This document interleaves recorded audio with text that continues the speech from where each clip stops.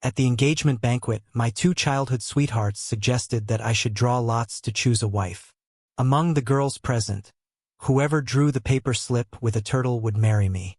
But unexpectedly, the one who was supposed to go first pulled over a passing waitress to take her place.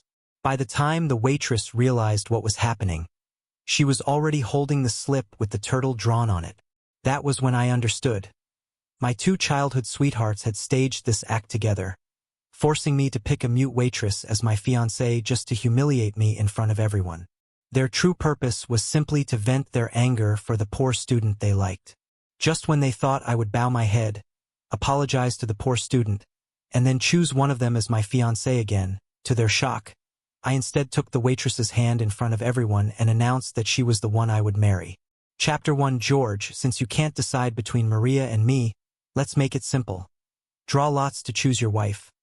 Willow proposed, and Maria, standing beside her, nodded eagerly, clearly delighted by the idea. Whoever draws the slip with the word turtle on it will be the one you marry. How about that? I looked at the two childhood sweethearts in front of me. Willow's face was full of cunning, and Maria's eyes were brimming with anticipation. Although I felt uneasy inside, thinking of how I had spoiled them all these years, I reluctantly nodded in agreement. But who could have expected Willow to play against the rules? She was supposed to draw first, yet she suddenly dragged over a young waitress, forcing her hand into the lot box. The waitress looked utterly confused, and before she could react, Willow had already snatched the slip from her hand and unfolded it proudly. "Ha ha! Turtle!" She spoke with a victorious grin, deliberately showing it to everyone present. I stared at the turtle drawn on the slip, veins bulging on the back of my hand. Of course, it was a turtle. After all, when they persuaded me to play this game of drawing lots for a wife, I had asked them, what if someone else drew the turtle? Willow had sworn confidently, "It's just for show. I already drew turtles on every slip, and since I'll be the first to draw, your wife will definitely be me." Maria had also rushed to say she would draw first. Seeing how prepared they were, I didn't want to spoil their fun, so I agreed. But I never expected this. At that moment, Willow cast a playful glance at Makoto nearby, then looked back at me, her tone faintly provocative. "George, now that this mute waitress drew the turtle by the rules, you have to marry her." I glared at Makoto. He was a poor student whom my family had sponsored, and right now he was smiling faintly as if he had known all along. The waitress was mute, but her hearing was sharp. Realizing that everyone was mocking her, she waved her hands frantically, signing her refusal. Willow sneered, "You're just a waitress and a mute at that. Do you even know who George is? He's the only heir of the richest family in City A, the Wongs. If he wants to marry you, shouldn't you be grateful? How dare you act ungrateful?"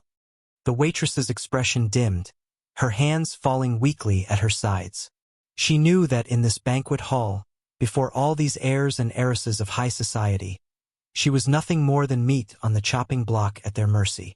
Seeing my dark expression and silence, Maria hurried to smooth things over. "George, Willow is joking. Of course, you're not really going to marry this mute. She's just upset because you embarrassed Makoto at the table earlier. Why don't you just apologize to Makoto, and then we'll call it even?" That was when I finally understood. I raised my head, looking at Willow in disbelief. "So the reason you pushed me into this game was all for Makoto? For him, you were willing to treat my marriage like a joke?" What infuriated me even more was that Makoto had remained calm from beginning to end, which meant the three of them had planned this together, keeping me in the dark as the only fool. My gaze swept across Maria and Willow.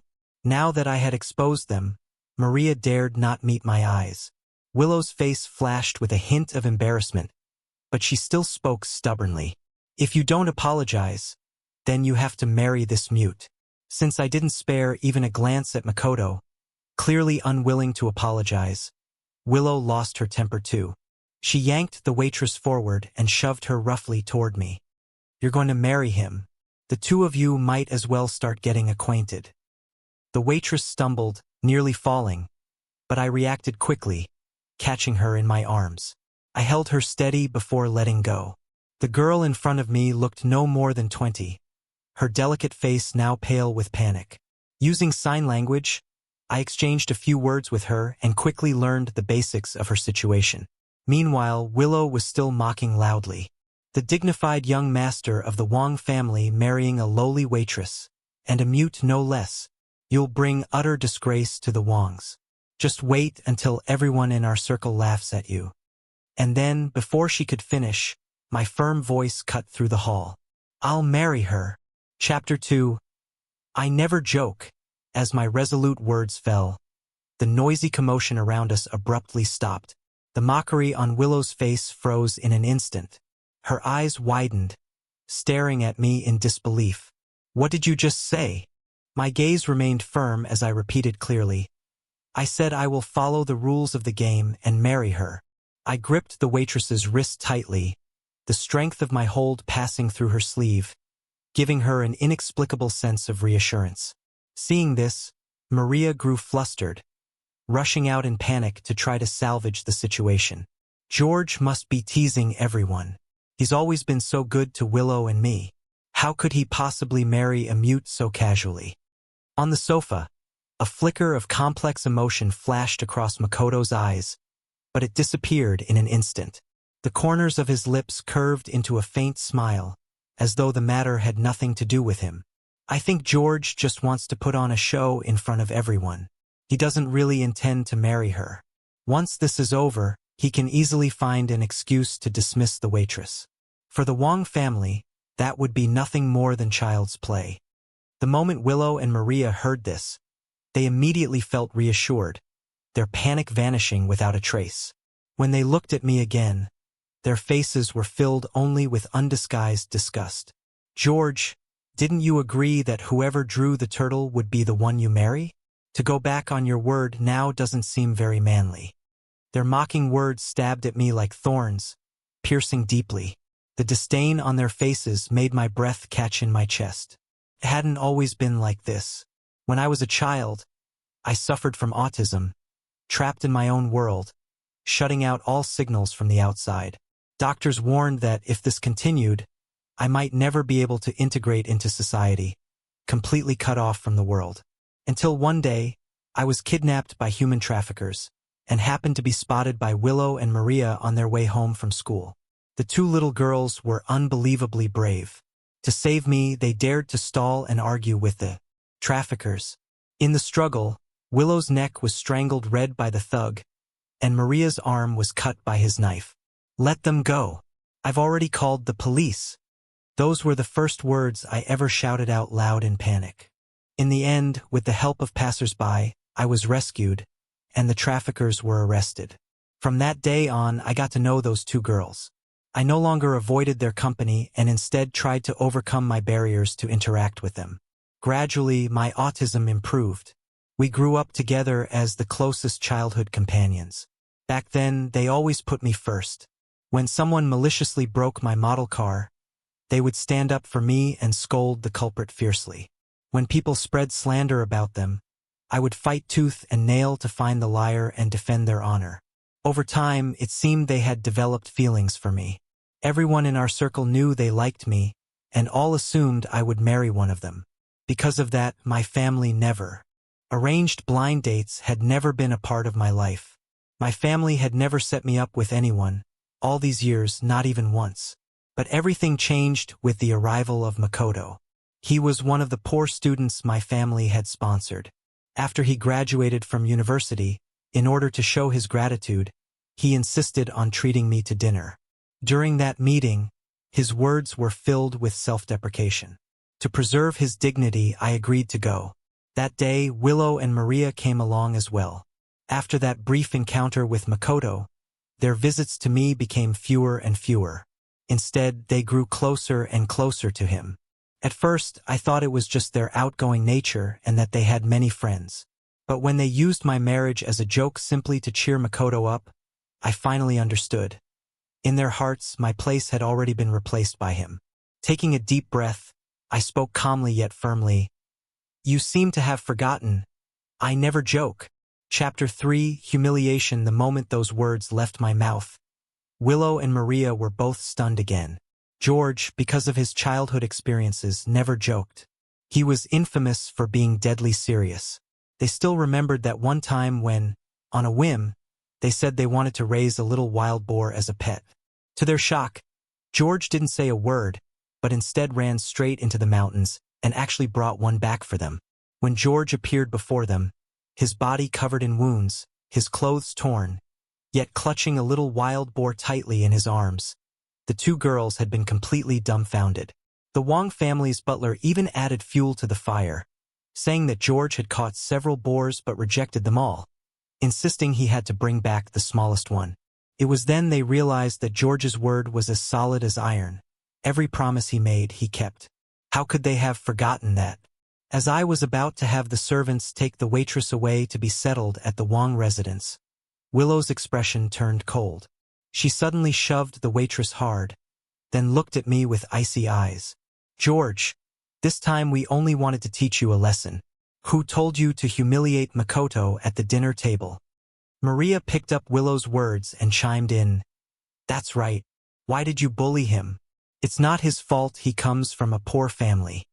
The two of them clung tightly to what happened at the table, trying to pin the blame on me. Finally, I couldn't hold it in any longer. My expression darkened.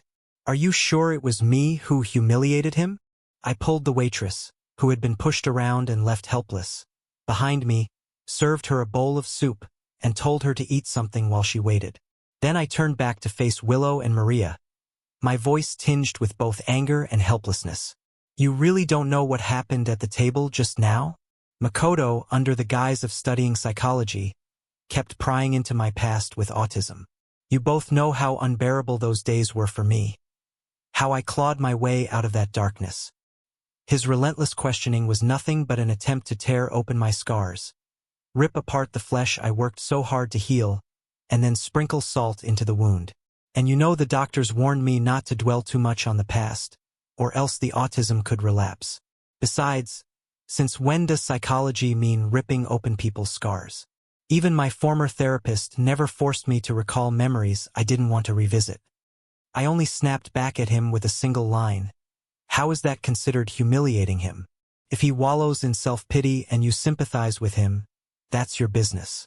But your way of pleasing him, of siding with him, is built on treating me like a clown. This ends here. From now on, we go our separate ways. I poured everything out in one breath, as though all the grievances and injustice I had endured these past days had finally found release. Those present were stunned into silence by my words. In their impression, Makoto was the boy who cried to get what he wanted, while I was the kind of child who, even with only one piece of candy, would hand it over to Makoto without hesitation if the adults asked.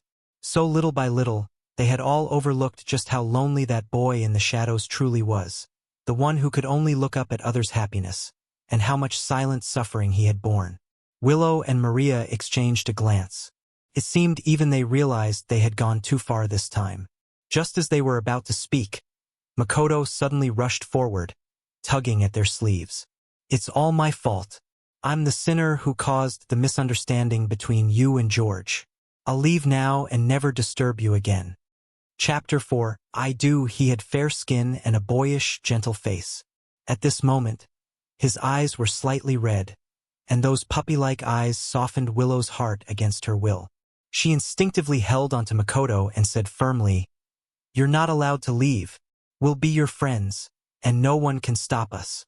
Maria quickly echoed, This has nothing to do with you. You don't need to blame yourself. If anyone is at fault. Her gaze suddenly turned cold as she glared fiercely at the waitress. It's that mute who doesn't know her place. She should recognize her status. How dare she dream of marrying George? Get out of here. I noticed the waitress's body tremble slightly. Maria's absurd logic made me laugh out of anger. How had I never realized before that this was what they were truly like? The fault was mine for being blind. As the waitress, humbled and timid, was about to leave, I once again took hold of her wrist and looked coldly at Willow and Maria. Let me make this clear today. George, never go back on my word once it's spoken. From now on, you will show her respect. She is not a mute. She is your sister-in-law. As my words fell, Willow and Maria's faces darkened terribly, but the disdain in their eyes as they looked at my unknown fiancé remained. "George, I want to see whether you really intend to bring this mute home as your wife." With that, the two of them left with Makoto. The guests also dispersed one after another. The birthday banquet ended on such an unpleasant note. Even my grandfather's gaze at me carried deeper meaning. At last, he only said, "You brat. You brought this trouble on yourself. Now you deal with it. You've spoken your vow in front of everyone. Today, don't let people laugh at you. Otherwise, I'll be the first to break your legs." "Grandpa, I understand." After that, I sent my grandfather off. For a moment, the grand banquet hall was left with only me and the waitress. I saw her head lowered, her slender fingers nervously twisting together. Suddenly, I remembered. When Makoto had been forcing questions about my autism at the banquet earlier, while others were either silent, curious, or even gloating, this little waitress had been the only one standing up, gesturing nonstop. Others couldn't understand, but I could. Because of my autism, I had learned sign language. She had been signing over and over, "Don't bring up autism again, it could relapse." When she saw that Makoto either didn't understand or was deliberately pressing me, in her desperation, she even tried to cover his mouth with a napkin. It was precisely because of this that Willow and Maria noticed her and used her as their pawn to humiliate me. Thinking of this, guilt welled up inside me as I looked at her. In the end, it was I who had dragged her into this mess. Although I had already asked about her basic situation through sign language earlier, she was unmarried, had no boyfriend, and was currently single. I still motioned for her to sit down. Just as I was about to ask whether she felt wronged marrying me, she signed first, saying that she was the one who had dragged me down. But I told her I was truly willing to marry her. Looking at her pure, lily-like face, her delicate brows and eyes, in the past, I had no concept of beauty. But now, I felt this girl was genuinely pleasing to the eye, bringing a sense of lightness and joy to my heart. Before, I never knew what kind of wife I wanted. But at this moment, I suddenly felt that if the one to share the rest of my life was this girl before me, then the future was something I could look forward to with hope. So I signed to her. The Wong family has an ancestral rule: one lifetime, one partner. If anyone breaks it, they will be expelled from the Wong family, their name erased from the genealogy, and from then on they will no longer be part of the Wong family, in life or in death. I will do everything I can to treat you well. Will you give me this chance? Our eyes met. She looked at me just as she had years ago, just as in her dreams, unchanged. Her heart stirred, and she nodded immediately. Slowly but firmly, she signed, "I do." Chapter 5. A touch of romance. I learned that my fiancée's name was Anna. She was not only beautiful, but even her name sounded pleasant. She casually mentioned that she was all alone and said nothing about her past. I assumed she was an orphan, so following my grandfather's wishes, I arranged for her to settle down in the Wong residence. To restore the family's reputation, my grandfather wanted us to marry as soon as possible, and the wedding date was set for just half a month later. For this reason, we decided to live together in advance so we could get to know each other better. Of course, before the wedding, Anna would continue to stay in the guest room. The next morning, when I woke up, the dining table was already filled with breakfast. At first, I thought it was prepared by the servants, but upon closer inspection, the dishes were quite different from the usual fare. Just as I was full of doubt, Anna Sue walked out of the kitchen carrying a steaming pot of soup. Since I usually treated everyone with kindness, the servants weren't overly cautious around me. One of them smiled and said, "Miss Sue got up before dawn and insisted on making breakfast for you herself." I told her this was our job, but she wouldn't listen. "Just look at this meal. The color, aroma, and taste are all perfect. Her cooking skills are far better than ours. Young master, please try it." Hearing this, I immediately rolled up my sleeves, took the bowl of soup from Anna's hands, and said seriously, "You don't need to cook. That's what the servants are here for. If you do it, they'll feel uneasy. Besides, when you marry into the Wong family, you'll be my wife, not a housemaid. If you feel bored, I'll take you out later to buy some things you like. Just focus on what makes you happy." But Anna only smiled and signed. I like cooking. When she was abroad, she wasn't used to hiring servants, so she did everything herself. For her, cooking wasn't just a survival skill, it was a form of comfort, like how some people relied on music or binge-watching dramas to relax. For her, making delicious food was a way to relieve stress. And especially, she glanced at me, her delicate brows and eyes carrying a touch of spring warmth. Cooking for someone she liked gave her an even greater sense of fulfillment. Seeing this, my heart warmed. I smiled back and said, "If you truly enjoy it, then next time we'll cook together. I'll keep you company." I thought nothing more of it. I just wanted to do something together with the one I was drawn to, no matter what it was. Although my grandfather said he wouldn't interfere with my decisions, as the only bloodline of the Wang family and the child he had raised himself, how could he not worry about my marriage? So, under the excuse of being too lonely, he moved in with us, secretly observing. When he saw that Anna and I communicated entirely in sign language, his brows furrowed in suspicion. He looked at the butler. "Didn't you say the granddaughter-in-law could hear perfectly fine and just couldn't speak? Then why doesn't George talk at all? What are they saying? Translate for me." The butler, who had once learned sign language to take care of me, thought their gestures weren't anything secret, so he explained. "Master, haven't you noticed? When they speak in sign language, their eyes are fixed only on each other." My grandfather suddenly understood something and gave a light snort. This brat. After breakfast, I took Anna out. I thought she would want to shop for clothes, bags, or jewelry. But instead, she went straight to a music store and picked out a pile of instruments. Seeing her so fascinated, I assumed she wanted to learn. Without hesitation, I bought them all and even cleared out a large storeroom at home to convert it into a music room. Once everything was set up, I asked if she. Chapter 6. Outstanding in every way, Anna smiled silently and walked straight to the piano. Her fingers glided over the keys, and soon, a rendition of the third piano concerto filled the room. Vigorous and powerful, resonant and passionate, yet at times, nimble and tranquil, sorrowful yet graceful. I was completely captivated, unable to extricate myself, until Anna's gentle gaze fell upon me, pulling me back to awareness. My emotions were tangled and indescribable. It was well known that this concerto was not only rich in emotion but also renowned worldwide for its technical difficulty. Yet Anna's mastery of the piano was flawless, perfected to the highest level. Seeing me silent, Anna thought I didn't like it. She signed softly, "Do you like the guzheng?" My expression shifted slightly, curiosity flickering in my eyes. "You can play the guzheng too?" Anna smiled faintly, walked over to the guzheng, and plucked the strings lightly. A soothing, graceful melody began to flow, ethereal and healing, as though it could wash away the dust from one's soul, transporting the listener into a pastoral scene of plucking chrysanthemums by the eastern fence and gazing leisurely at the southern mountain. I felt even more strongly that Anna was like a hidden treasure waiting for me to discover her depths. Unable to resist, I moved closer, wanting to learn more about her talents. What followed was practically Anna's personal talent showcase. She alone seemed to be an entire orchestra. Every instrument in the music room came alive in her hands, weaving together into beautiful symphonies.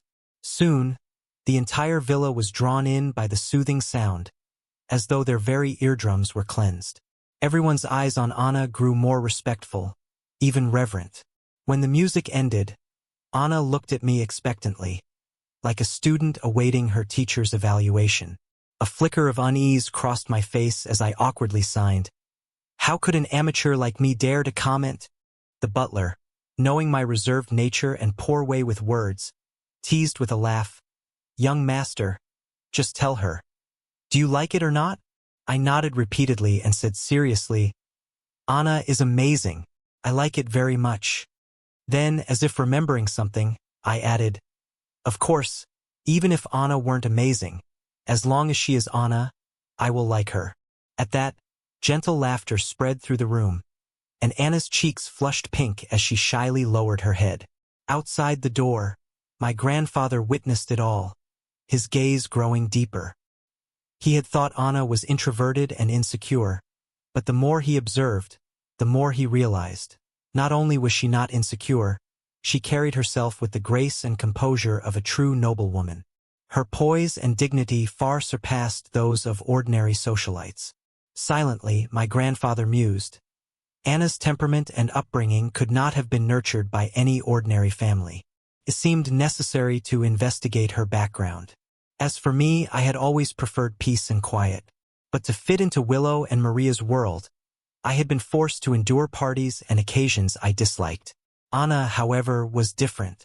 She seemed to understand my preferences and feelings instinctively, and her interests aligned with mine. When I worked in the study, Anna would quietly sit on the sofa reading, never disturbing me. Whenever I looked up, I would catch her gentle, graceful expression. Noticing my gaze, she would smile, pour me a cup of tea, and we would clink cups in silence, our affection deepening in that wordless understanding. When she felt like making desserts, I would put aside my work without hesitation and join her in whisking eggs and kneading dough. She, with her skillful hands, would create all sorts of adorable pastries for our afternoon tea. When I exercised in the gym, she would join me, sometimes trying a few couples workout poses, though always keeping just the right boundary, never crossing the line. Anna was also an excellent chess player. When my grandfather played to pass the time, she would step forward and challenge him for a few rounds. As the saying goes, chess reveals the person. Though Anna would sometimes let my grandfather take a few pieces, her moves were sharp yet fluid, airtight yet steady, always progressing toward victory. My grandfather couldn't help recalling how, when I encountered difficulties in Wong Corporation's affairs, Anna could always offer precise, effective solutions. At that moment, his gaze upon Anna grew even more profound. Chapter 7. The Truth. As the wedding day drew closer, I took Anna to pick up our wedding rings. We went straight to Tiffany. In City A's circle of the elite, Tiffany was a household name. Every piece of its custom jewelry was a masterpiece, and especially the diamond ring known as One. One could only ever be given to one person in a lifetime. That ring was so popular it drew countless couples to it. A few days earlier, I had already custom-ordered a ring based on Anna's finger size, and today we were here to pick it up. But just as we entered the store, we spotted Makoto, whom we hadn't seen in days. He was standing there, his eyes fixed on a jade pendant in the window. I heard this Buddha head pendant can bring luck. My fortune hasn't been good lately. Maybe I've been targeted by petty people, Makoto muttered to himself. It's just a Buddha head. If you like it, I'll buy it for you. Maria's voice came, filled with flattery. Willow, on the other hand, sneered disdainfully at the pendant. It's only a Buddha head. Makoto, this Rolex suits you much better. Thank you, Willow. Maria, you're both so kind to me, Makoto replied, grinning, clearly basking in the attention. The three of them, truly, they were like lingering shadows. I cursed silently, intending to quietly avoid them. But just as I turned, Maria's sharp eyes caught me. George, what are you doing here? Maria asked, feigning surprise. What else would I be doing here? I replied coolly, my eyes betraying my impatience. Willow, dissatisfied with my attitude, immediately started scolding. George, didn't we already make it clear? As long as you apologize to Makoto, we'll let bygones be bygones. And now you bring this mute here. Are you deliberately showing off in front of us? Her voice carried open provocation. At that, I couldn't help but laugh in disdain. I had already explained everything that day, yet they still thought I was in the wrong. Did they expect me to bow my head to Makoto and let them trample me? I did nothing wrong. Why should I apologize to him? I looked coldly at Willow, enunciating each word. And what do you mean by showing off? Do you really think you're worth me doing something so petty? My tone was firm, leaving no room for compromise. George, what do you mean by that? Both Willow and Maria snapped at once, their faces full of anger. Oh, so now you're bold enough to throw your attitude at us? Is it that mute whispering behind your back? A mute. And you still want her? Willow rattled on, her voice dripping with contempt. I sneered inwardly. I wasn't a fool to be manipulated at will. My IQ was 150. Otherwise, my grandfather would never have entrusted me with the Wong Corporation. All these years, I had obeyed them simply out of gratitude for their help when we were young. But that debt had already been repaid. I would no longer allow them to act with impunity. I've already warned you. She is my fiancée. You should treat her with respect. If you don't know how to respect people, I don't mind teaching you. My tone was ice cold, edged with threat. George, is this really necessary? I told you we could just play that game again. This time I'll definitely get the turtle, Maria muttered jealously, unwilling to accept that I kept protecting Anna. Enough. I have no interest in your childish games, I snapped impatiently. If you want to pamper Makoto, find someone else. Don't bother me again. At my words, Willow's expression cracked slightly, her eyes widening in surprise. You knew. Willow's voice trembled. I sneered inwardly. Of course I knew. After my grandfather's birthday banquet, I had ordered the butler to investigate. I discovered that the whole idea had been Makoto's, and they had actually agreed to it. Such behavior was beyond despicable. It was also the final straw that severed any lingering ties I had with them. With my wedding to Anna just days away, I had no time to waste on them. So I pulled Anna along and went straight to the staff handling our order.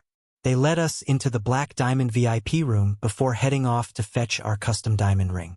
But just as we sat down, a commotion broke out. Outside the door. Chapter 8, Blind Eyes, My Fault Ladies. I've already explained very clearly. This necklace was specially custom ordered by Mr. Wong. If you need one, we can make a new order and it'll only take a few days. As for this set of necklace and wedding rings, I'm sorry, but we cannot sell them to you, the staff patiently explained. Not long after, Willow and Maria suddenly barged in, both asking with puzzled expressions, "Why are you buying a wedding ring? Why was I buying a wedding ring? Did they really not know? Why pretend ignorance here?" Even if they didn't want to believe my words, just by asking around, they could easily find out that the Wong family was in the midst of preparing my wedding in full swing. In the end, it was simply that they didn't care about me anymore. I already said it very clearly just now. My tone carried both helplessness and anger. Maria, who had been staring at me, suddenly seemed to think of something and laughed. "George, impossible. You must just be secretly buying a ring to give me a surprise, right?" Willow, however, sneered with disdain. "Since you ordered the necklace anyway, why not let Makoto try it on?" Makoto tugged at Willow's sleeve and whispered, "Willow, even if those are things George doesn't want, I don't deserve to wear them." Willow and Maria looked at him with pained affection. Willow then said to me directly, "George, you can't possibly wear so many pieces of jewelry. Just let Makoto pick one first." Maria was relatively gentler. "George, you won't be able to wear them all. Just spare one for Makoto." I looked at them coldly, a wave of disgust rising in my chest. How had I never realized before that these two could be so shameless? They were practically no different from robbers. Not to mention, these necklaces were women's pieces. Even if they weren't, why should I give them to an ingrate like Makoto? I paid to custom order these pieces. Why should I give them to him for free? The moment I said that, both Willow and Maria's faces darkened. "George, we're all human. Why do you look down on Makoto just because of his background?" Makoto was right. You're nothing but a snob, unwilling to spare even a necklace. Though I had already lost all expectations of them, seeing them shield Makoto to this extent, even discarding their basic decency, I couldn't help but laugh in anger. "I'd sooner put these on a dog than give them to him," I retorted without hesitation. Makoto said nothing, but his eyes turned red. Willow and Maria immediately panicked, distressed on his behalf. "Don't be sad, Makoto. I'll buy all of these necklaces for you." Willow glared fiercely at me, then turned and told the staff to prepare the bill. At that moment, Makoto stepped toward me, raising his hand to show the ring on his finger. "Look, this ring was given to me by Willow. She said it can only ever be given to one person in a lifetime." He even removed the ring, holding it out so I could see the engraving inside. but I had already lost all interest in them. Seeing Makoto buzzing in front of me non-stop like a fly, blocking the space between Anna and me and interfering with us trying on jewelry, I finally lost my patience. I raised my fist and punched Makoto. He staggered back several steps before regaining his footing, staring at me in shock, needing several moments to recover. Willow and Maria, realizing what had happened, immediately grabbed at me, demanding an apology. "George, you've gone too far. Apologize to Makoto right now." "Apologize? Apologize for what?" I suddenly said. Hearing me admit fault, Willow and Maria's expressions softened slightly. But in the very next second, I turned the words around. My fault was being blind, forever knowing the two of you. "Anna, let's go. This place is filthy. We don't need these things anymore." With that, I pulled Anna with me to leave. But Willow, spoiled and domineering as always, and seeing me constantly holding Anna's hand, rushed forward to block our path. Chapter 8, Blind Eyes. My fault, George. Apologize to Makoto, or don't even think about leaving this store today. Willow's voice rang out, full of fury. I looked calmly at Willow and Maria, their eyes filled with rage. "Whether I leave or not isn't for you to decide." Willow raised her hand, ready to slap me, but it was stopped. It was Anna. Her slender fingers gripped Willow's wrist firmly, and no matter how Willow struggled, she couldn't break free. Seeing this, Willow grew even more furious. "You're just a mute. No power, no status. And you dare meddle in our affairs?" She spat, her voice venomous. "I'll beat you today and teach you a lesson about your place." As she lifted her other hand to strike Anna, my expression darkened sharply. I was about to push her away when the store manager arrived with security. They stopped Willow, then bowed respectfully toward Anna and me. "Our young lady has given instructions. In this store, no jewelry will ever be sold to anyone except Mr. Wong." Chapter 9. "You are not worthy." The manager cast a glance at Willow and the others, then immediately instructed the security guards. "What are you all standing around for? Hurry and throw these troublemakers out. And you, what's the point of having you here? Our distinguished guests are being harassed, and you don't know enough to step in at once and resolve the problem?" The manager snatched the shopping bag from Makoto's hand. Makoto was furious. "You call this doing business? Why won't you sell to me?" But the manager remained unmoved. "At Tiffany, we do business as we please. Whoever offends Mr. Wong, we will drive out directly." Makoto's face twisted in anger, and he tried to save face by snapping, "You think we actually care about your worthless junk?" Willow, as a socialite, knew Tiffany's status very well. Her face darkened. "Manager Marco, I order jewelry from you every year, and now you say you won't sell to me?" "Miss Liu, I'm sorry." Marco's tone was polite but firm as he ordered the three of them out. Willow still tried to argue. "Manager Marco, who is this young lady of yours? As far as I remember, I've never offended her. Couldn't you let us meet her to see if there's some misunderstanding?" The manager cast a subtle glance at Anna beside him. Seeing her remain silent, his expression cooled, and he said faintly, "You want to meet our young lady? You're not worthy." With that, he motioned for security to drive the three of them out. Once the farce ended and the eyesores were gone, the manager turned respectfully to Anna and reported, "Miss, everything has been handled according to your instructions." I looked at Anna in shock.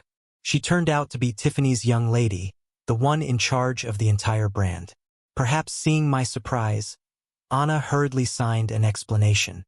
She hadn't meant to hide it from me. She wasn't really a waitress that day. She had only put on a server's uniform to avoid some minor trouble. Unexpectedly, by a twist of fate, she ended up forming a bond with me. Hearing this, I felt relieved.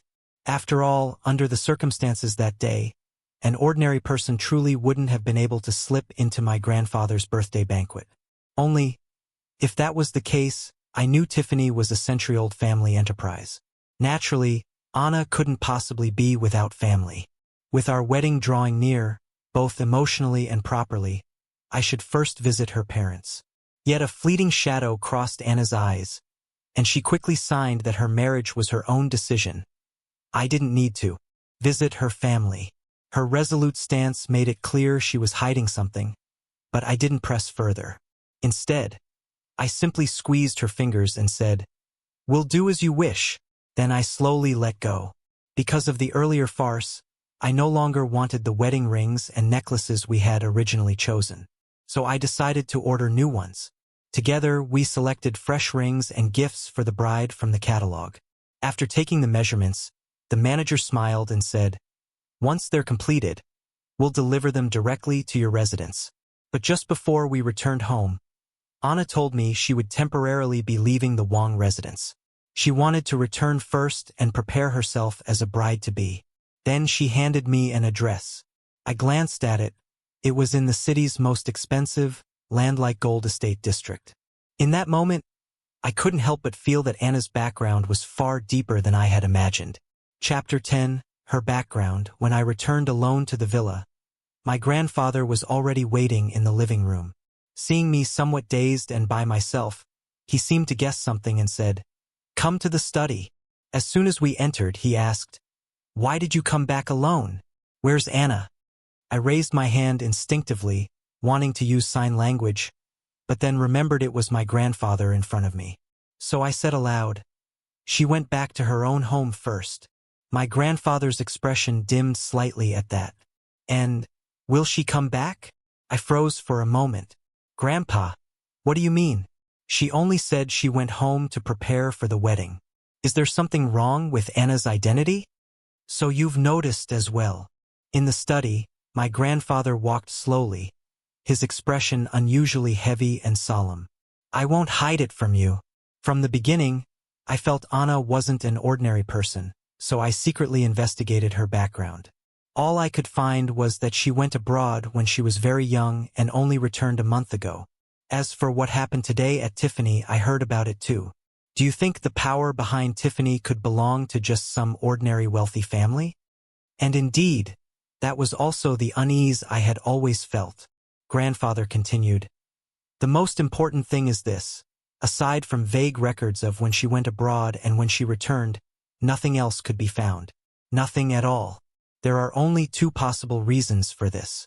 One, Anna truly is an orphan with no family behind her. But clearly that's not the case. That leaves the other possibility. Her background is far deeper than anything I can imagine or reach. Her identity must have been deliberately concealed. That's why no trace of her can be found." I looked at my grandfather in shock. Even though I had now inherited the Wang Corporation, I had always regarded my grandfather as the ultimate authority. Not only out of filial piety but also because, in this circle, his status and ability carried immense weight. Yet now, even he couldn't find anything. Then Anna's identity. Seeing the flicker of confusion on my face and recalling everything Anna and I had experienced together these past days, my grandfather knew our feelings for each other were genuine. He patted my shoulder and said the old words, "Anna is a good child. You know the ancestral rule of the Wang family. We do not annul marriages because of a complicated background. The only concern is if Anna cannot make her own decisions about marriage. If that happens, our Wang family may not even be qualified to marry her. If the Su family blocked the marriage, the Wang family would be powerless." I knew my grandfather spoke only out of concern for me. The bones of my hand clenched so tightly that they turned pale, yet I still nodded firmly. "I understand, Grandpa." That night I couldn't sleep a wink. The next morning, I rose early to continue preparing for the wedding. After all, Anna had said it herself, her marriage was her own choice. And even if in the end, things turned out otherwise, I still didn't want to give up. I still wanted to try. Chapter 11, Insignificant People. 3 days later, I finally had everything prepared. Just then, a servant walked in, carrying a flower pot, and asked me, "Young master, this peony hasn't been watered for a long time. It's dead." I looked at the snow tower white peony Willow had once given me. I used to water it personally, but recently, with all the chaos Willow and Maria had caused, I hadn't paid it any attention. The peony had withered and died. Perhaps our relationship was like this flower. already consumed and drained away, dying bit by bit. Throw it away. The words had barely left my mouth when I turned around and met Willow's furious face. George, is this how you treat my token of affection? I frowned, glancing at Willow, Makoto, and Maria. These three. Did they really think the Wong residence was a marketplace? Butler, what are you standing there for? Get them out of here. And if stray cats and dogs are ever allowed in again, then you all won't need to stay here either. I rarely spoke so harshly to the butler, but Willow and the others knew very well. Those words were really directed at them. Willow panicked, stepped forward quickly, and pulled out a pair of rings, trying to shove one into my hand. We came especially to give you these couple rings. Don't drive us out. But I avoided her hand as though it carried a plague. My eyes filled only with cold indifference. Those rings. Give them to whoever you like. I, George, don't care. I'll say it again. Now immediately get out. My voice rose, carrying an unmistakable threat. Maria and Willow exchanged a panicked glance, unwillingness and fear flashing in their eyes, just about to speak again. At that moment, my mother appeared, smiling brightly. George, look who's here. I turned my head. Behind her stood Tiffany's manager and, beside him, a young woman in a beige dress, pure and refined. Her makeup was light, her waterfall-like hair draping over her shoulders. She looked like a fairy descending to earth, dazzling in her presence. My heart stirred slightly. She looked familiar, yet I couldn't recall where I had seen her before. This is Anna, your fiancée. Don't tell me you can't recognize her just because she changed clothes? My mother chuckled from the side.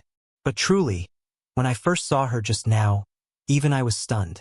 She was beautiful, whether in simple dress or with elegance. Hearing the name Anna, I finally dared to set my gaze fully upon her. Chapter 12. The aura of the Wong family's Madam. Anna, although you said before that the Wong family didn't need to prepare anything, and that holding the wedding on schedule would be enough, the formalities still have to be observed. Auntie has prepared a dowry. Take a look first, and if anything is missing, I'll add more. As my mother spoke, she opened the exquisitely bound book in her hands. The moment it was opened, photos of various pieces of jewelry and ornaments filled the pages. Among them were rare treasures bought at high prices in auctions, as well as heirlooms passed down through the Wong family for generations. Items so precious that outsiders rarely even had a chance to see them. In addition, there were also several share transfer documents numbering in the hundreds, so many that the thick book was almost too heavy for one hand to hold. Standing to the side, I understood perfectly. My mother was essentially offering half the Wong family to Anna. But I didn't feel the slightest reluctance. After all, Anna would be my family in the future. Letting her see these things now was merely giving her an advance look at what already belonged to her. Naturally, Anna realized the value of these betrothal gifts and was just about to decline them when Willow suddenly snatched the book from her and exclaimed, her voice trembling, Auntie, are you really handing over the entire Wong family to her? She's just a mute. Has the Wong family lost its mind? Maria added in a more tactful tone, Auntie, are you truly going to let a mute marry into the Wong family? The whole country will laugh at you. How about this? Keep the wedding as planned, but on the day just switch her out for me. Say that she refused to marry. Before she could finish, smack. The crisp sound of a slap rang out.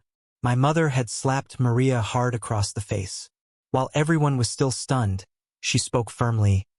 As an elder, I normally shouldn't raise a hand against you. But the words you just spoke, those aren't words fit for a human being. She yanked the bound book back from Willow's hands and warned coldly, Let me make this clear. Anna is my daughter-in-law, the only daughter-in-law I recognize for the Wong family. Even if Anna decided she didn't want George and refused to marry him, George would rather stay single his whole life than marry either of you. So I advise you, give up on this idea. If either of you dare to call my daughter-in-law a mute again, every single time you say it, I will slap you again. As she spoke, she raised her hand once more, deliberately showing off the sharp new manicure she had just gotten. My mother spoke, opening the exquisitely bound book in her hands. The moment it opened, Photos of various pieces of jewelry and ornaments filled the pages. Among them were rare treasures, bought at high prices in auctions, as well as heirlooms passed down through the Wang family for generations. Items so precious that outsiders rarely had a chance to see them. Along with these were several share transfer documents, numbering in the hundreds. So many that the thick book was almost too heavy for one hand to hold. Standing to the side, I understood perfectly. My mother was essentially offering half the Wang family to Anna. But I didn't feel the slightest reluctance. After all, Anna would be my family in the future. Letting her see these things now was merely giving her an advance look at what already belonged to her. Naturally, Anna realized the value of these betrothal gifts and was just about to decline them when Willow suddenly snatched the book from her and exclaimed, her voice trembling, "Auntie, are you really handing over the entire Wang family to her? She's just a mute. Has the Wang family lost its mind?" Maria added in a more tactful tone, "Auntie, are you truly going to let a mute marry into the Wang family? The whole country will laugh at you. How about this, keep the wedding as planned, but on the day just switch her out for me. Say that she refused to marry." Before she could finish, smack, the crisp sound of a slap rang out. My mother had slapped Maria hard across the face. While everyone was still stunned, she spoke firmly. "As an elder, I normally shouldn't raise a hand against you. But the words you just spoke, those aren't words fit for a human being." She yanked the bound book back from Willow's hands and warned coldly, "Let me make this clear. Anna is my daughter-in-law, the only daughter-in-law I recognize for the Wang family. Even if Anna decided she didn't want George and refused to marry him, George would rather stay single his whole life than marry either of you. So I advise you give up on this idea. If either of you dares to call my daughter-in-law a mute again, every single time you say it, I will slap you again." As she spoke, she raised her hand once more, deliberately showing off the sharp new manicure she had just gotten. Maria, her face burning hotly from the slap, though not bleeding, understood that Madame Wang had already shown restraint. Covering her face quickly, she dared not make another sound. Willow too flushed with embarrassment but didn't dare speak again. It was Makoto instead who opened his mouth as if to mediate. "Auntie, shut up." My mother's eyes turned on him, filled with naked contempt. "And who do you think you are? What right does a two-faced ingrate like you have to speak here? Every word I waste on you shortens my life. Butler, throw these eyesores out immediately, and from now on, they are never to set foot in this house again. I won't have the Wang family's doors dirted." In her younger years, my mother had been a force in the circles of wealthy women. Now, her authority had only grown more formidable. The Tiffany manager had clearly heard of her reputation. Watching her protect Anna so fiercely, he finally allowed himself to relax. Meanwhile, my mother had already taken Anna by the hand, leading her inside as if she were her own daughter, or even her sister. "Let me tell you, I've never liked those three kids. You can just see the bad in them from a mile away. Anna, your hands are so beautiful, perfect for manicures, but your natural nails are pink and glossy. It'd be a shame to damage them with polish. My friends told me about nail stickers. One day I'll take you and we'll pick some together. And your hair, how do you keep it so smooth and shiny? Don't worry, I studied sign language for a whole week. Even if you sign slowly, I can understand you." "Oh, you're saying you made your own shampoo?" Behind them, I exchanged a look with the manager. His smile was genuine, but mine carried a trace of helplessness. "I feel like I've already lost my mother's favor. When I was little and refused to speak for years, she never bothered to learn sign language. She always said that when I wanted to speak, I would naturally open my mouth." The manager knew I wasn't truly resentful. He only smiled lightly, but thinking about Anna's silence, he seemed on the verge of saying something. Yet in the end, he held back. After all, some things should only be told when his lady herself was ready. Chapter 13. An unexpected turn in the engagement. After my mother and the manager left, Anna and I finally had space to be alone. I remembered my grandfather's earlier advice and slowly sat down in front of Anna, speaking to her in sign language. I candidly mentioned my past struggle with autism and the risk of relapse in the future. I also expressed my concerns about her identity, worried that her parents might mind such a matter. Anna, sensing my unease, gently took my hand and gave me a firm, reassuring response. Over these days, George's unwavering protection and affection for her had only strengthened her certainty that she had chosen the right person. So she signed to me, "My parents know about you." In fact, long before George even knew her name, she had already mentioned him to her parents in the Sioux family. "They approve of us being together. They're just traveling around the world right now, but they're already on their way back. On our wedding day, you'll be able to meet them. Don't worry, everything will go smoothly that day." Hearing this, the heavy stone in my heart finally settled. I looked at Anna with gratitude and then threw myself fully into preparing for the wedding. The betrothal ceremony the next day naturally went smoothly, and 3 days later it was our wedding day. Ever since the day after my grandfather's birthday banquet when he publicly announced that I would soon marry, nearly half a month had passed.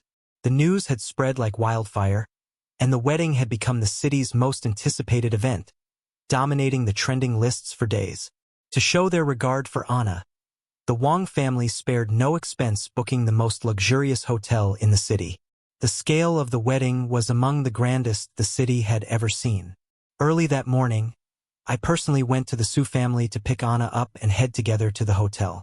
The luxury motorcade attracted countless onlookers. Anna and I tossed out candies to the crowd, sharing our joy with everyone. But when I turned my head, I unexpectedly spotted Willow and Maria among the people. They had come to watch the spectacle. Willow and Maria mingled in with the crowd, picking up candies. But when they realized the groom was George, their faces instantly turned pale. This time, the Wong family had prepared not only traditional sweets but also small gold nuggets mixed in with the candies. The sight made the crowd surge forward, scrambling to grab them, and the scene quickly turned chaotic. Suddenly, Willow seemed to lose all reason, forcing her way frantically through the crowd, trying to reach the wedding car. "George! George!" she shouted. Maria was also shoved about miserably. Normally so careful about her image, she now had no time to worry about her hair being pulled into a mess. Hearing Willow's desperate cries, Maria finally snapped back to herself, shaking her head in disbelief. How could this be? Why is George really marrying that mute? It was only a joke. I simply drew my gaze back, dismissing the disturbance as a meaningless interlude. I had already declared my intentions many times, that I would marry Anna. Yet they had been far too confident, or perhaps still believed I was their puppet to toy with as they pleased. Even if I resisted occasionally, they never thought I would truly break free of their control. That was why they ignored my words again and again. But just when the motorcade was only 10 minutes from the hotel, the driver suddenly slammed the brakes and stopped the car. Chapter 14. Actions match words. I quickly supported Anna, my gaze sharp. "What's going on?" The driver's expression was grim, pointing ahead. "Mr. Wong, the eldest miss of the Liu family has blocked the road with her convoy." I lowered the car window and looked out, only to see Willow and Maria waiting there aggressively. Their cars were scattered across the road, blocking the way, horns blaring chaotically. Willow and Maria strode straight toward me. Ignoring the noise around them, Willow yanked the door open urgently, grabbing at me. "George, how can you marry someone else?" Maria, however, was much shrewder. She turned directly to Anna, her words dripping with disdain. "You're just a waitress and mute at that. You and George don't even live in the same world. Don't think a silly bet makes you his wife. Get out of the car now." I flung Willow's hand away and demanded, "It was you two who forced me to draw lots to pick a wife. Now that I've chosen, you're dissatisfied." Willow cried out anxiously, "George, that was just a game. How could you take it seriously? I know you're angry with us. I already got the ring back from Makoto. From now on, that ring belongs only to you." Willow reached out again as she spoke, but I shoved her hand away once more. "Save your efforts. I'm marrying Anna today. If you try to stop us again, Don't blame me for being harsh." At my words, Willow seemed to lose all reason, screaming, "It must be that mute forcing you, right? I'll throw her out right now." She lunged to grab Anna, but I shielded Anna firmly behind me. Willow and Maria couldn't even touch the hem of her clothes. Maria's eyes welled up as she looked at me, aggrieved. "George, you used to protect us." I gave a cold laugh, my thoughts drifting back to the past. Back then, the three of us, Willow, Maria, and I, were close, and I always stood at the front, shielding them from the storm. But gradually, they seemed to forget that I was flesh and blood too, capable of being hurt. Now, they were simply upset that their free bodyguard had chosen someone else, especially someone they looked down on as just a waitress. That was all it was, their bruised pride. Thinking this, my gaze toward them grew even colder. "I told you before, I have nothing more to do with you, so you'd better not even appear in front of me. I don't want my wife to feel unsafe or upset." "No, you can't marry her." Seeing that I was determined, Willow screamed hysterically. She threw away all pretense and blocked the wedding car. "If you want to go to the hotel, you'll have to drive over my corpse." Watching Willow's shameless act, I clenched my fists. Was she really going to ruin the most important day of my life? I roared, "Didn't you consider this outcome when you dragged Anna into the lot drawing?" Willow shuddered as if realizing something. "It's because of your Wong family's ancestral rule of actions matching words, isn't it? That's why you're marrying her?" I gave Anna a reassuring look before turning back to Willow and Maria, my voice icy. "If Anna and I cancel the wedding, I'll be breaking the ancestral rule and expelled from the Wong family. Then I'll be nothing but a penniless man. Would you still want to marry me then?" The fiery aura that Willow and Maria carried faltered. They exchanged glances, momentarily speechless. Soon, Willow spoke again, but her voice had lost its confidence. "Of course we would." Chapter 15. She made her move. "Enough." I cut off Willow's entanglement with an icy tone. "Your silence just now already gave me the answer." I stared directly at Willow and Maria, my voice heavy with disappointment and anger. "You always defended Makoto, but only because of his looks. And now, when I'm in the same position as Makoto once was, you keep silent. That alone proves you only want to control me, as if controlling the young master of the Wong family could give you more prestige in your social circle." My words were like sharp blades piercing straight into their weak spots. A flicker of embarrassment crossed Willow and Maria's faces, confirming that I was right.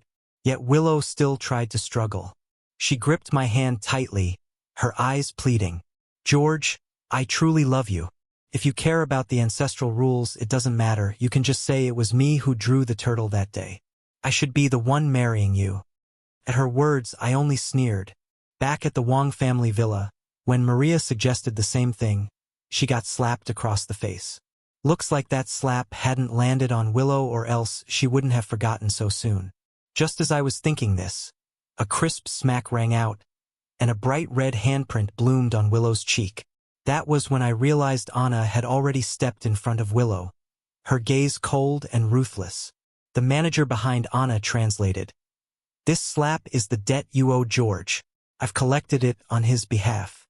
Willow, don't you see how ridiculous you are? When George liked you, you didn't cherish it. Instead, you trampled his feelings. And now, what gives you the right to block the wedding car? On what basis can you stop this wedding? You don't deserve George's kindness." Willow turned her head in disbelief. "You, a waitress, dared to hit me?" She stormed forward to pull at Anna, but both the manager and I shielded Anna firmly. It turned out Willow had even brought bodyguards to sabotage the wedding procession. Fortunately, Anna was well prepared and had brought plenty of people. Her side completely overpowered Willow's guards, subduing them one by one. Then the bodyguards shoved Willow and Maria to the roadside and smashed their cars to pieces. Willow screamed in fury. "That Bentley cost me over $1 million. Anna, you bitch. You dared to smash my car. I'll make sure you lose everything you own." Anna calmly signed back. "Since I dared to smash it, I don't care about such petty money. You used your cars to block George from marrying me, so of course, I'll clear the obstacles for him." Willow glared at Anna's commanding presence. "You're just a waitress. How dare you?" Anna gripped my arm tightly, her eyes unwavering. "As long as George is willing to marry me, I'll find endless courage for him." Seeing this, Maria seemed to finally understand the situation and quickly echoed, "George, we know you're not marrying this woman willingly. As long as you don't go through with it, we're willing to apologize to Grandpa and everyone else together with you. Drawing lots for a wife was just a game. Don't throw away your lifetime of happiness over a game." Willow snapped back to her senses and hurriedly added, "Yes, George, it's fine if you won't marry me, but you can't just rush into marriage like this." Their tactic had shifted, now they claimed it was all for my sake. But Anna, silently clutching my arm, trembled ever so slightly. She seemed nervous. All eyes were on me, waiting for my decision. I took a deep breath, slid my arm free from Anna's grip, only to intertwine my fingers with hers. Her palm was damp, a thin sheen of sweat coating it. When I finally spoke, her body trembled even harder. "I will never abandon Anna." Anna's expression shifted from shock to disappointment and finally froze in delight. Chapter 16. The wedding. Gently, I tucked a loose strand of hair behind Anna's ear and whispered softly, "I'll never forget the day of Grandpa's grand birthday celebration when you stood up to protect me. And also, when we drew lots for a wife, you never wavered, always standing by my side. Now, no matter what anyone says, I won't leave you to face everything alone." At these words, Willow seemed to lose her mind, or perhaps what she couldn't have, she would rather destroy. She suddenly turned toward Anna, her smile twisted and sinister. "Don't get too smug. George is only marrying you because of the Wang family's ancestral rule. He doesn't love you. A marriage without love is doomed to misery." Hearing that, I raised Anna's hand in front of everyone, planting a deep kiss on the back of it, my voice loud and firm. "My marriage to Anna is not only fate's arrangement but also the meeting of our souls. Her talent, her character, her kindness, and her integrity, they've all captivated me. I love her with unshakable devotion until death." Anna's smile blossomed. She clung to my arm and silently mouthed, "I love you too." Our eyes locked, filled with emotion, before we turned away together. Behind us, Willow and Maria, realizing the ending was sealed, broke down in tears, crying and begging me not to leave. With the obstacles cleared, the wedding car soon arrived at the hotel.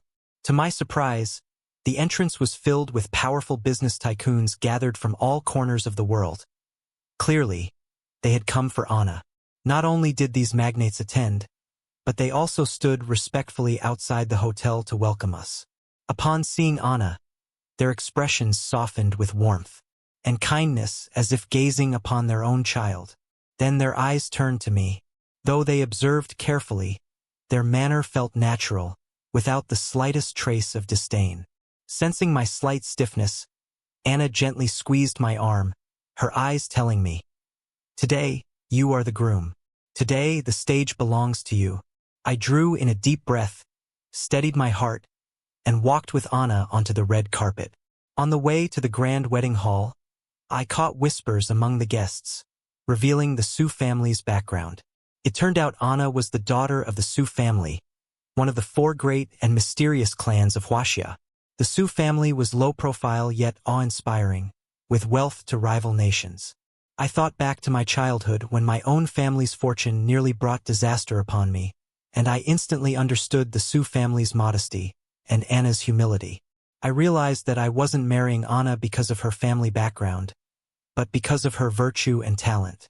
With that thought, my demeanor grew even more natural and at ease.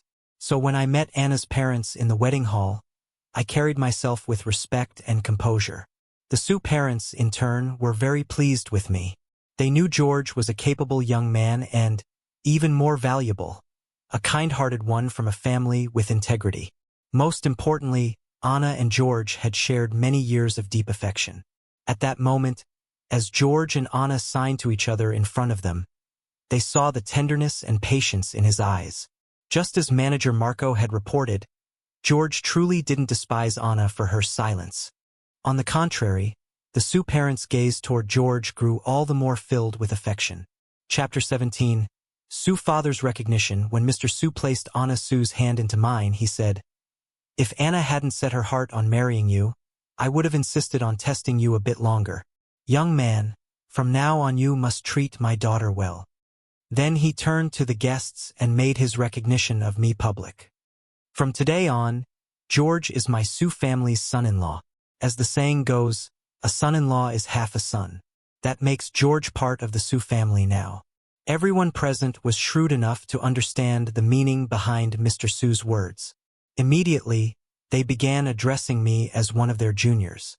Catching Anna's eye, I smiled teasingly at her. "Does this mean I've basked in the Sioux family's glory and from now on I'll rise along with it?" Anna, blushing lightly, tapped my chest before explaining. She was the youngest child of the Sioux family, deeply cherished from birth, but because she was unable to speak as a child, her parents spent more than a decade abroad seeking treatment for her. She had only returned to the country a month ago. I was about to ask her why she suddenly came back when a stream of guests arrived to toast me. So, I lifted my glass temporarily instead. Although many came forward, since I was the groom, they also knew I had important matters ahead that night. They showed restraint, letting me sip lightly rather than forcing heavy drinking. So by the time the banquet ended and the guests had left one after another, I was only slightly tipsy, still clear-headed. Mr. and Mrs. Sioux remained until the end. While Anna stayed with her mother in heartfelt conversation, Mr. Sioux gave me a look, leading me aside to talk. He asked directly, "Before marrying Anna, did you already know about her identity?" I did not hide it. My grandfather noticed Anna's outstanding qualities and suspected she wasn't from an ordinary family.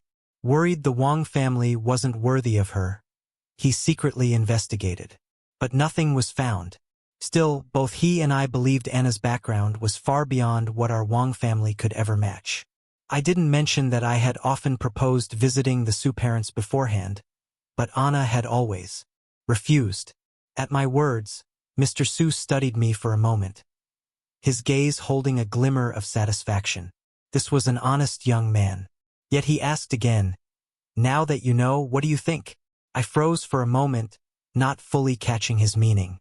Then I said, "If the Sioux family doesn't oppose my being with Anna, then what difference does her background make to us?"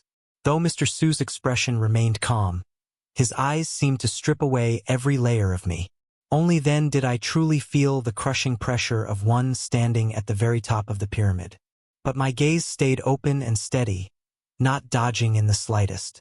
After several seconds, that immense pressure gradually lifted, and Mr. Sioux's face even softened with a warm smile as he said, "If you ever encounter something you cannot resolve, let Anna contact me." Finally, he could rest easy, fully entrusting Anna to George. Later, the Sioux parents declined my offer to arrange anything for them, choosing instead to continue their travels around the world. Anna seemed long accustomed to this. She simply held my hand and went back with me to our bridal chamber. As I helped Anna remove the ornaments from her hair, I recalled my earlier question and asked again, "Why did you suddenly return to the country?" And in truth, I had always wondered. With Anna's qualities, she could have found a far more suitable match. So why had she chosen me? Chapter 18. From now on I'll protect you. Anna lowered her head, held my hand, and drew a smiley face in my palm. I froze for a moment before suddenly realizing. I remembered years ago during a business trip abroad, I once saw a group of people mocking a waitress. They called her mute, bullied her because she stayed silent, and even whispered about dragging her off to a hotel. I couldn't stand it and picked a fight with them under some excuse. When I looked up, I realized that the waitress had been watching from the side the whole time. To comfort her, I drew a smiley face on the glass window, hoping she could stay happy every day. I never expected that girl to be Anna, and that she would remember it for so long. Anna said, "From that day on, I kept doing part-time jobs, hoping that one day I could find you. My illness hadn't been cured, so I hadn't planned on returning home. But when my parents mentioned someone named George who sounded just like you, I flew back specially to see. That day, I happened to run into trouble and I put on a waitress uniform. When I saw you, I thought you'd remember me, but instead, I ran into that scene. They were so cruel. How could they treat you that way? Seeing Anna indignantly standing up for me in such a cute way, my heart melted. I gently hugged her, feeling a little guilty. I truly didn't recognize you before, mainly because you've become even more beautiful than back then. With you by my side now, I'll never be bullied again. Anna nodded firmly, her gaze sincere. From now on, I'll protect you. I couldn't help but smile, kissing Anna on the forehead. She shyly buried herself into my arms. I thought she had been frightened and worried that my action had been too abrupt, so I quickly apologized. But Anna immediately cupped my face and kissed me on the lips. Stunned, I kissed her back, deepening the kiss. On our wedding night, we barely slept at all. Our souls were in perfect harmony, making us cherish each other even more. After marriage, Anna refused to leave my side. She didn't want to continue treatment abroad, so I spent a fortune to bring her previous specialist over to China to keep treating her. Anna lived a quiet and private life in the Wang family home. Knowing she disliked banquets, I chose to accompany her more. I rarely attended social gatherings unless they were unavoidable, and even then I only showed up briefly. One day, a business partner invited me to the Jasmine Pavilion to discuss details of a collaboration. The name itself sounded refined, so I didn't think much of it. After telling Anna, I went as agreed. The private room was filled with an antique fragrance and atmosphere. After settling the business details, my partner's phone rang. He took the call, then excused himself to step out, saying he had something urgent and asked me to wait there. I glanced at the array of desserts on the table and asked a waiter for a menu, wanting to choose some to bring back for Anna's taste. So I stayed behind. While I was selecting, a wisp of gauze suddenly appeared in front of me. I looked up to see a sensuous woman, dressed in the style of ancient courtesans, slowly approaching. Walking toward me, I frowned slightly, for she wore a veil, and I couldn't see who she was. I was just about to ask if she had entered the wrong room, when the woman swayed gracefully and began dancing a seductive dance in front of me. Chapter 19. Digging one's own grave. My mind went blank for an instant, with a buzzing sound, but soon a spark of fury ignited as I roared. Who sent you here? Manager he? That so-called business partner from earlier? The woman said nothing, only moving closer and closer, deliberately letting the veil on her body slip down bit by bit, her seduction all too obvious. Just as her delicate hand reached toward me, I grabbed a cushion from the sofa and hurled it at her with full force. Even though she hadn't touched me, I instantly tore off my suit jacket and tossed it straight into the trash can. My eyes full of undisguised disgust. Struck and now met with my gaze as if she were a contagious disease, the woman froze in shock. I raised my hand, showing her the ring on my finger, and barked harshly. I'm married.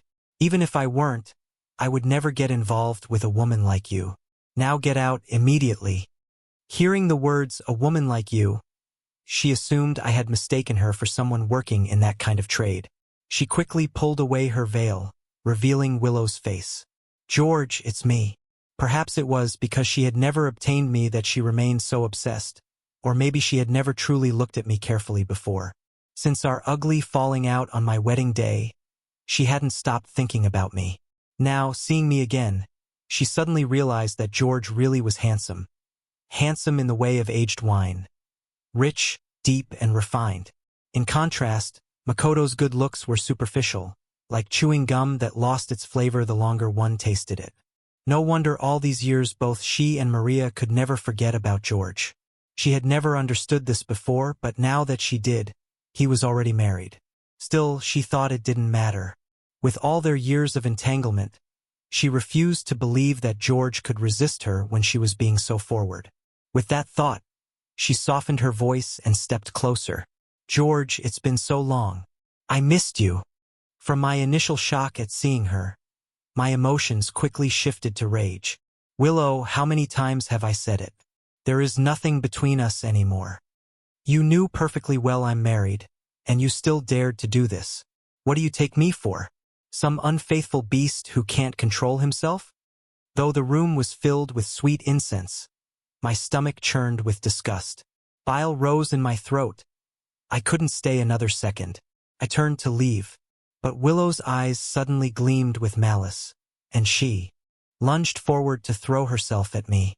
She hadn't even touched me when I kicked her to the ground with full force. Rage consumed me. "Who gave you permission to touch me, Willow? You disgust me. You're filthy." As I spat the words, I recalled the earlier behavior of that so-called business partner. It was obvious Willow's presence today wasn't an accident. He had known beforehand and even aided her. At once, I pulled out my phone and called him, declaring that our deal was canceled and that I would never cooperate with his company again. More than that, I vowed that every company allied with the Wong family would blacklist his firm permanently. In other words, I had just destroyed him in the business world. On the other end of the line, the partner panicked and rushed to explain, but I had already hung up and blocked him. Chapter 20. The nation's husband Willow, lying on the ground, saw how ruthless George had been. She thought of how humbly she had tried to reconcile, only to be met with such an ending. Completely collapsing, she screamed, "So you really like that Anna so much? Or is it because of her family background?" On George's wedding day, Willow had already heard rumors of Anna's family, though not clearly. She knew, however, that Anna's background actually surpassed even that of the Wong family. That only fueled her unwillingness to accept reality. So what if the Su family is rich? Our Lu family could also be your support. Anna Su is just a mute. She can't even be taken out to events. A woman who only circles around the house all day. What future could she possibly have? So this was what she thought could defeat Anna and win me over. I was so furious I laughed. Leaving aside the fact that Anna is outstanding in every way, even if she were just an ordinary girl, as long as she is my wife, I will cherish her and remain faithful to her. Isn't that the most basic principle between partners? The very difference between a human being and an animal? Just because you don't respect love doesn't mean everyone else is like you. With that, I didn't spare another glance at Willow's pale, broken face and strode out. But outside the door, I met a pair of smiling eyes. Anna had clearly been there for a while. I quickly explained the entire situation to her. Anna listened quietly. We had agreed from the start to be a couple who spoke openly, explaining things clearly to one another and never leaving room for suspicion. When I finished and finally breathed a sigh of relief, Anna signed with a smile. It was Willow who messaged me to come. I knew she was trying to provoke me, but I trust you. I was sure she'd end up digging her own grave, so I actually came to watch her make a fool of herself. Seeing her slightly smug expression, more playful than usual, I couldn't help stepping forward to embrace her. Wife, it's wonderful to have found someone who resonates with me so completely. Anna, of course, understood my deeper meaning. Though she rarely stepped outside, she was always aware of the rumors swirling around me. The wealthy bosses and spoiled young men around me were all self-indulgent, unable to tolerate my self-restraint. They tried to drag me down with them to indulge in the same drunken and debauched life. But I always rejected them firmly, so they began spreading rumors, calling me pretentious or mocking me as a clueless fool. Some even fabricated lies, claiming I was incompetent as a man. Though these baseless accusations disgusted me, I held fast to my principles. To me, loyalty was as natural and simple as breathing, yet just as essential. And Anna was the one who truly understood me. At our core, we were the same kind of people. But the matter didn't end there. That resentful business partner, seeking revenge, began spreading vile rumors. They claimed I wasn't as clean as I seemed, that my private life was actually depraved. They said I only canceled the deal and blacklisted his company because I'd been rejected from an indecent establishment. People love gossip, especially when it flips appearances upside down. The story spread like wildfire, shooting straight to the trending lists. But just as the rumors were about to spiral out of control, a video emerged that turned everything on its head. It was footage from the Jasmine Pavilion's private room, showing someone attempting to seduce me, and me sternly rejecting her. Once released, the Jasmine Pavilion issued a statement confirming the video's authenticity. The woman was indeed brought in by the business partner, not affiliated with the pavilion. They revealed that he had failed to lure me and then tried to smear me with lies. At the same time, my friends and partners stepped forward to speak for me, listing countless examples of my conduct, proving I was indeed a rare clean stream in muddy waters. In an instant, my image was not only restored but elevated. The words I had spoken in that private room spread widely. Whenever someone repeated the old saying, "All men are the same," or "Every man makes mistakes," there would always be voices countering with, "George isn't like that." And so I became the model of the nation's husband and a benchmark for male virtue. Chapter 21. Meeting again in my heart, I knew clearly. It was Anna who had quietly handled those troublesome matters behind the scenes. She was always like this, silently sweeping obstacles out of my way, making me treasure this heavenly gift even more. That day, I planned to take her to buy some furniture in her favorite blue to decorate our home. We were at the best Tiffany furniture center in the city. The moment Anna stepped through the doors, the manager eagerly welcomed her. "Miss, whatever you like, I'll have it delivered straight to your home." Before I could answer on her behalf, a sharp cry rang out nearby.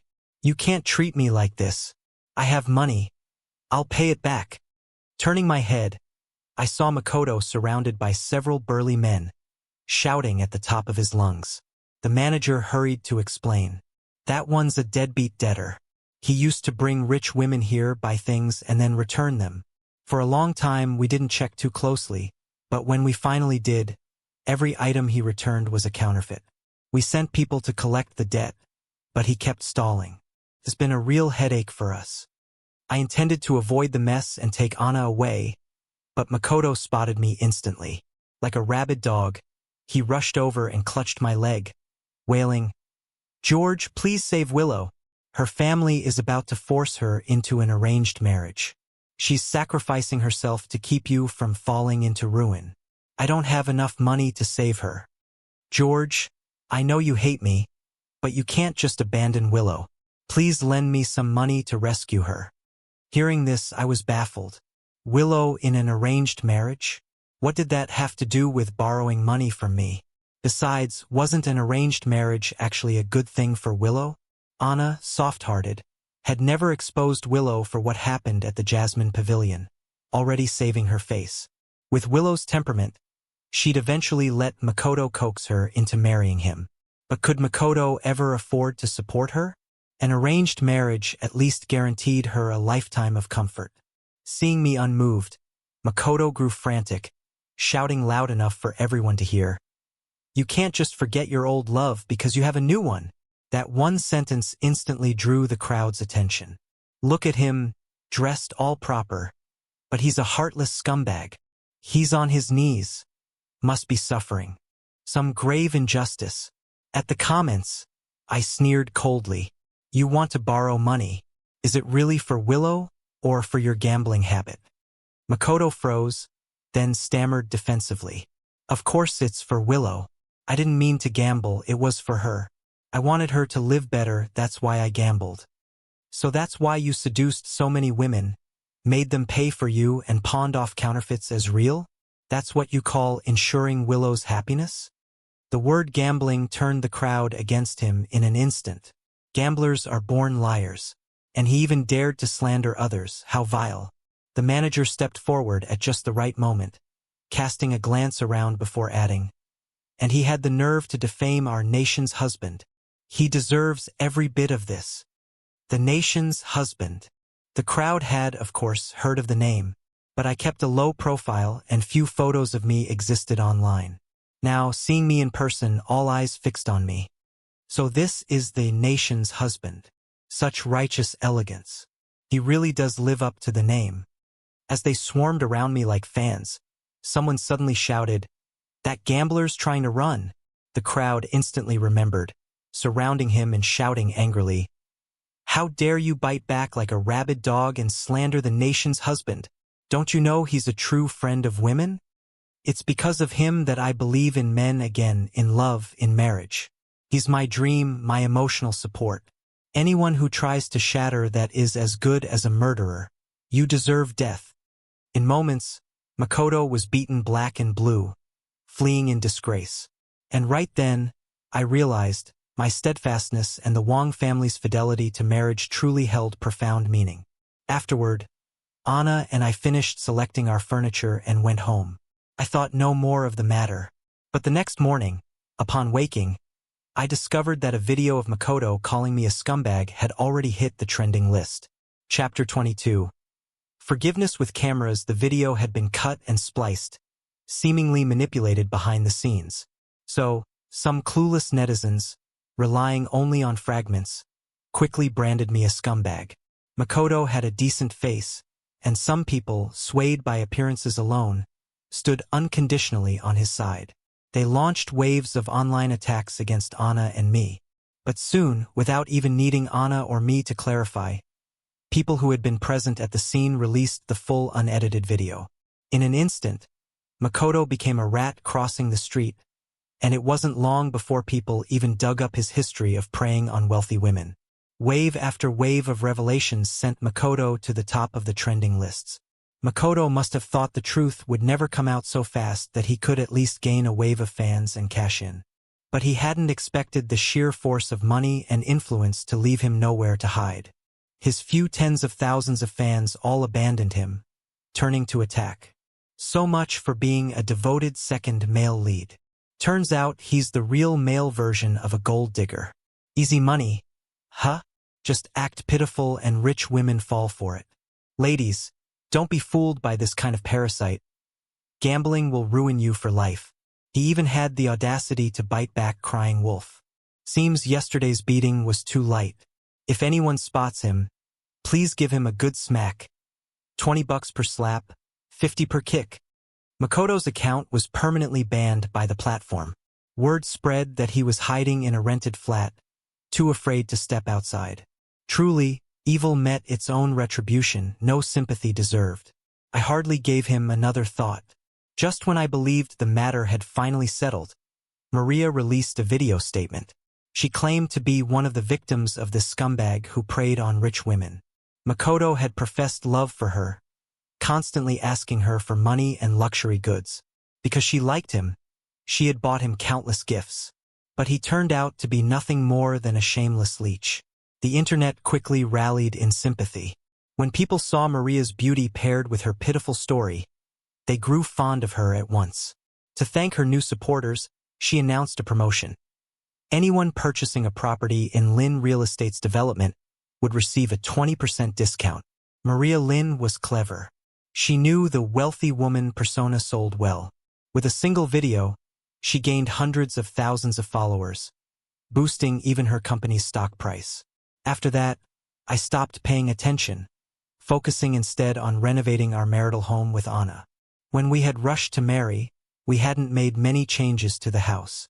Now, knowing Anna's tastes and habits better, I decided to redesign it thoroughly. Our new home was nearly finished when one day, I ran into Maria at the door. She stood there holding a bouquet of flowers with several cameras behind her. When she saw me, her face lit up with joy. "George, I've been waiting for you for so long. I'm here to apologize. I was wrong before. I listened to slander, trusted Makoto, and did many things that hurt you. But we grew up as childhood sweethearts. Even if you're married now, aren't I still your little sister? Won't you forgive me and give me another chance?" Camera lenses zoomed in on me. I looked at the meticulously dressed Maria. She knew the internet already recognized me as married, recognized me as the nation's husband. So she couldn't, like Willow, try to play the homewrecker. Instead, she chose to play the family card, retreating in order to advance. Chapter 23. The deeper they dig, I looked at the bouquet of flowers in her arms, then at the cameras practically shoved into my face, and asked mockingly, "Are you really here to apologize?" Maria froze for a moment, then quickly nodded. "Yes. I hope you can forgive my past mistakes." I sneered. "If this is an apology, why did you bring red roses? Since when do red roses mean apology? And another thing," I pointed at the cameras, "what does bringing them mean? We grew up together, yes, but that's all in the past. I don't want to rehash what happened before." I already told you, I don't want any more ties with you. As for this so-called brother-sister nonsense, you should know this. In the Wong family, there's only me. I have no sisters. I'm married, and I don't need a so-called adopted little sister. So don't disturb my life again. Don't cause trouble for my wife again. Otherwise, I will report you for harassment.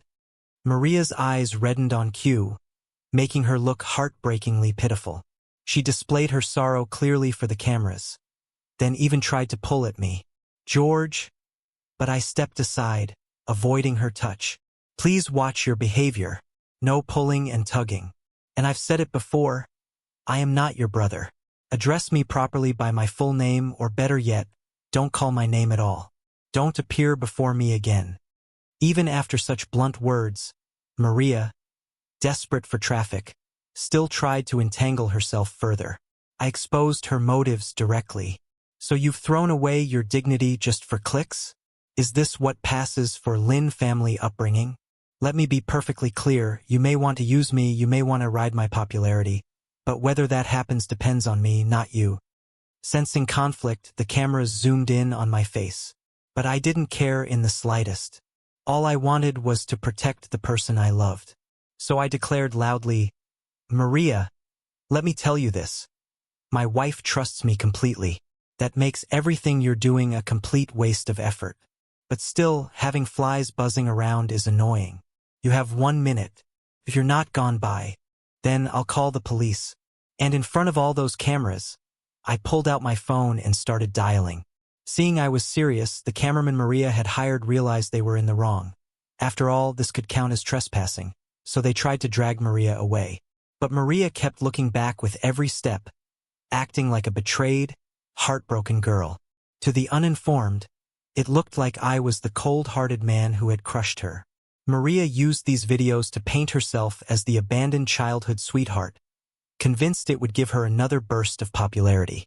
But she hadn't expected things to backfire. This time the audience turned on her. Netizens replayed the footage again and again, analyzing my words frame by frame. So there really are men who can see through pretentious coquettes, and are immune to them. Maybe all those excuses about not recognizing them are just as fake as the excuse of, I was drunk and couldn't control myself. Finally, someone exposed the truth. The public's eyes are sharp, after all. The nation's husband truly deserves the name. A small faction of Maria's die-hard fans, along with her hired bots, tried to spin the story, claiming I was just building a devoted husband persona. They said that anyone so cold toward his childhood sweetheart couldn't possibly be faithful in love. But in bringing this up, they accidentally kicked a hornet's nest. Because immediately people began digging deeper, pulling out stories of my childhood entanglements with Maria, Willow, and later with Makoto. Chapter 24. Their ending, I watched the videos from their childhood. Wasn't Maria and Willow's treatment of George nothing more than making him their little errand boy? They kept him from attending gym class, even sent him running several miles under the blazing 30-degree sun just to buy them their favorite snacks, just so they could brag to their girlfriends about how obedient and useful their little lackey was. Did they ever truly care about George? Poor little George. And to think he was the only son of the Wong family.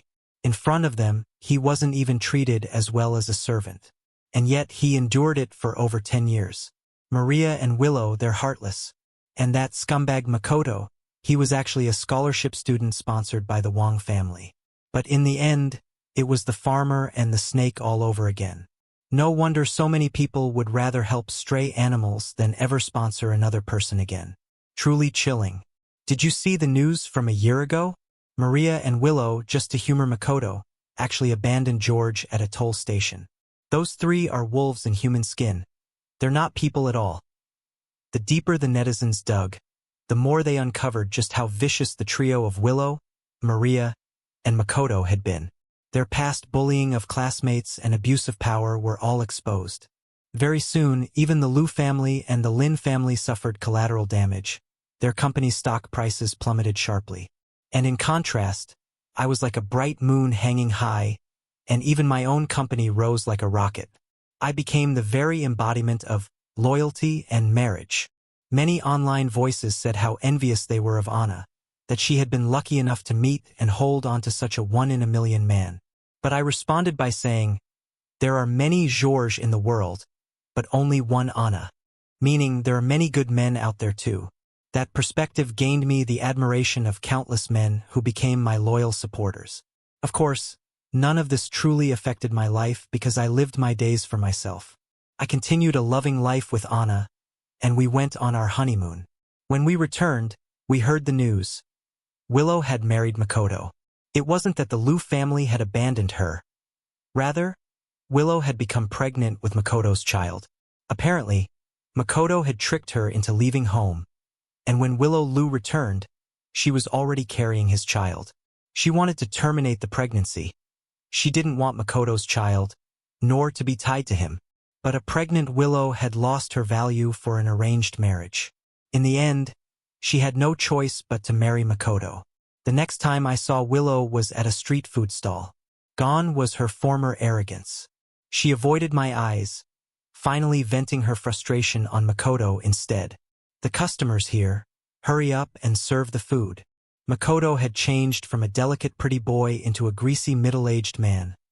His hair messy, his face covered in stubble. Though clearly unhappy with Willow's bossing, he restrained himself, still hoping to squeeze more benefits from the Liu family through her. So he kept silent, but the effort showed on his face. His expression darkened with hostility, his hands striking the cooking utensils harder and louder. Chapter 25. The finale. Seeing the scene, I shook my head. I had once thought Makoto's personality was just awkward, but only recently did I understand. His problem was that he always wanted both ways. If he truly loved money, he could have chosen a wealthy woman, treated her well, and been loyal to her. After all, there are many wealthy women in this world who crave love, and they had once been taken in by his good looks. But instead, he played with feelings, trying to toy with one rich woman after another, until eventually, he ended up despised by everyone, abandoned and cursed. Later, he chose to be with Willow, but even then, he used despicable means to get her. The result? His life still turned into a complete mess. I simply pulled Anna away. My wife is pregnant. She doesn't eat this. Even far from the stall, I could still hear Willow and Makoto screaming at each other hysterically, frightening customers away. Hearing it, I sighed helplessly. Street food stalls aren't shameful at all. So long as one lives by their own effort, it is honorable. But Willow was never content with her circumstances. Before, she was dissatisfied with me, dissatisfied with arranged marriages. And in the end, even after marrying Makoto, she remained dissatisfied. How could anyone live well if they were always discontent? But none of that had anything to do with me anymore. Not long after, I ran into Maria again in the square. Since her attempt to use me backfired, her pitiful White Lotus persona was shattered, branded as a pretentious coquette. From then on, it was as if she had gone mad for fame, desperately trying to walk the path of infamous notoriety. But netizens no longer bought it. In fact, they despised her more and more. At that moment, in front of the cameras, she was trying to make another cheap stunt, but security drove her off. Get lost. Hurry up and get out of here. It's people like you who corrupt the kids. If you dare come back, I'll smash your phone. Maria fled in disgrace. I felt no sympathy. In the end, every person walks the path they choose. If someone insists on heading into darkness, what does that have to do with others? I supported pregnant Anna as we strolled leisurely forward. Still, there were always those who doubted that a man could remain faithful for life, that true lifelong love existed. So they kept trying to secretly follow and film us. But 10-20 years passed. By the time we celebrated our silver wedding, golden wedding, even diamond wedding anniversaries, we never once felt the so-called 7-year itch. Instead, our love only deepened. Even after Anna's muteness was cured, I still preferred using sign language with her. When our hands spoke, our gazes met, as if the world around us disappeared, leaving only each other. What other men might see as a flaw had become our private romance. One day, as we prepared to go out, I wanted to choose blue jewelry for my silver-haired Anna, but she teasingly refused, saying blue was pure and youthful while her beauty had long faded. I gently touched her wrinkled face, my gaze as full of love as the day we first met. Signing, I told her, every jewel in this world, no matter how rare, is counterfeit in my eyes. The only true masterpiece is your face.